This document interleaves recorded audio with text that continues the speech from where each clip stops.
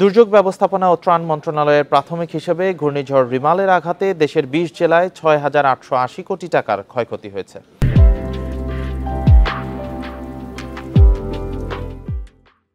দুপুরে সচিবালয়ে রিমালের পরবর্তী আন্তঃ মন্ত্রণালয় সভা শেষে দুর্যোগ প্রতিমন্ত্রী মহিবুর রহমান সাংবাদিকদের কথা জানান। দুর্যোগ প্রতিমন্ত্রী জানান, ঝড়ের প্রভাবে ১ লাখের বেশি পুকুর এবং ১,৫০০ ট্রলার ক্ষয়ক্ষতি হয়েছে।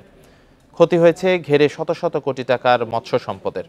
এছাড়া ক্ষতি হয়েছে ১,১৬৩টি প্রাথমিক বিদ্যালয়। প্রাণী সম্পদ মন্ত্রণালয়ের ৮৮৯টি স্থাপনা কোনো না কোনোভাবে বিধ্বস্ত হয়েছে। প্রতিমন্ত্রী জানান, ক্ষতিগ্রস্ত ১৯টি জেলায় ৫,৭৫ লাখ নগদ টাকা, ৫৫০ মেট্রিক টন চাল, ৯,০০০ প্যাকেট শুকনো খাবার, ২০০ বান্ডিল ঢেউটিন ও ২,৪৫ লাখ টাকা শিশু খাদ্যের জন্য বিতরণ করা হয়েছে।